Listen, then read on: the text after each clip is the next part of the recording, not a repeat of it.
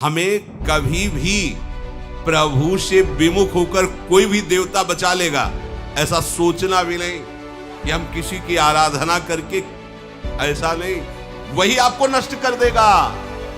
भक्त की गर्दन यदि श्रद्धा से झुके तो ठीक, अगर जबरदस्ती से झुका दिया तो तुम झुकाने लायक नहीं रह जाओगे। भी ध्यान रखो। एक तांत्रिक बहुत वो संतों को परेशान करता था, धर्म सम्राट स्वामी श्री करपात्री जी महाराज, ये बहुत पुरानी बात नहीं है। उन्होंने संतों ने आगे बताया कि बहुत अपमान कर देता है। उन्होंने कहा ठीक है, गए, हाँ भाई शुरू हो जाओ तुम, जितना तुम्हारे पास तंत्र है हम एक भी मंत्र नहीं बोलेंगे, दंड लिए हुए हम एक भी मंत्र नहीं बोले, हम केवल खड़े हैं, तुम प्रयोग करो। वो जो उसके तंत्र के प्रयोग, नारायण नारायण नारायण नारायण, कुछ नहीं बोले। अब हम प्रयोग करें तो उठा, साष्टांग दंडोत हुआ, बोले आप धर्म सम्राट करपात्री जी हैं क्या?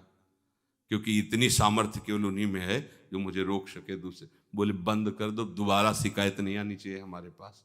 तंत्रों में बड़ी सामर्थ्य होती है, लेकिन भगवान में अनंत सामर्थ्य होती है, अनंत सामर्थ्य होती है। इसलिए हमें कभी भी प्रभु से विमुख होकर कोई भी देवता बचा लेगा, ऐसा सोचना भी नहीं कि हम किसी की आराधना करके, ऐसा नहीं, वही आपको नष्ट कर देगा। भरत जी को, जड़ भरत जी को पकड़ ले गए जो चोर लोग थे, दस्यु लोग। उन्होंने देवी जी को कहा, बड़ा भ्रम है यार, वो जगत माता है, अम्मा है सारे जगत की, और बकरे की बलि दे लेते। उनका बच्चा बकरा नहीं हुआ क्या? जब जगन माता है, जगदम्बा है, जगद अम्बा है वो, तो क्या ये छोटे छोटे जीवों को जो बलि देते हैं, क्या उनको ये पता नहीं कि ये उनकी अम्मा है? उनके सामने काट रहे हो, मां तो मुझसे प्रसन्न होगी। काट लो, अभी अवसर आएगा तब तुम्हें पता चलेगा।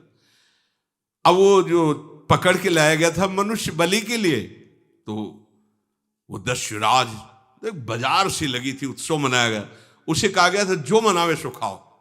तो जहां जाता अच्छे अच्छे पदार्थ खाता, तो दुकान वाले ने खा ले, थोड़ी देर बाद गड़ासा चले गए। बोले क्यों? तो बोले तुम्हें पता नहीं क्या? बोले नहीं। बोले बलि के लिए लाए गए हो। अब तो जलेबी मुंह की मुंह में रह गई कि इसके बाद गड़ासा चले। आसपास देखा तो रक्षक इधर उधर थे, भाग लिया। अब रक्षकों ने देखा कि वो तो है ही नहीं। अब उनको बड़ा भय लगा। अब वहां कोई फोटो थोड़ी खींची गई थी कि बलि किसकी चढ़ानी है। अब वो भागे। महाराज बैठे थे पद्मासन में, जड़ भरत जी ब्रह्माकार वृत्ति, इन्हीं को पकड़ ले गए। बढ़िया तगड़ा तंदुरुस्त है। और दस्युराज ने कहा बलि का जो वो लाया गया, हाँ महाराज, अष्ट देख के प्रसन्न हो गया। तेजो में हष्ट पुष्ट ब्रह्माकार वृत्ति इनकी। बोले स्नान करवाओ। सालों से स्नान नहीं हुआ तो को उपटन लगा के स्नान कराया। खीर पुआ रबड़ी रसगुल्ला सामने भोग लगाओ, दबा के खूब खीर पूरी रबड़ी पाई।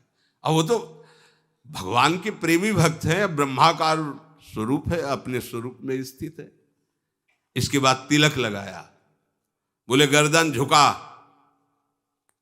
भरत जी अंदर से कह रहे खीर खाया ना, अब गर्दन भी झुका, गर्दन भी कटेगी।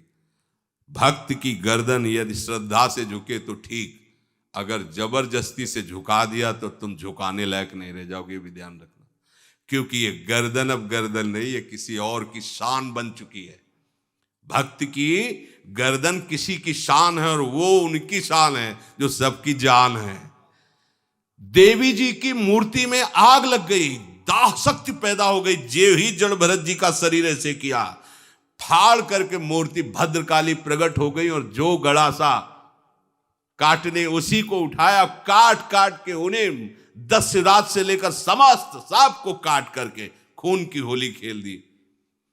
भरत जी ने देखा जब कोई काटने वाला नहीं है, तो बोले ठीक है अब चलो पचाने के लिए टहलते हैं, थोड़ा खीर पुआ खाया, चल दिए, कोई रोक। देवी जी से एक बार भी लिखा कि मां बड़ी कृपा है।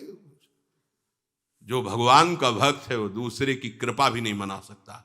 नहीं, एक बार भी मुड़कर ऐसा प्रसंग नहीं आया कि देवी जी के देखो बड़ी रक्षा कर, कुछ नहीं। प्राण जाने पर कोई भय नहीं, रक्षा होने पर किसी की स्तुति नहीं, अपने मंगल विधान हरि आश्रय।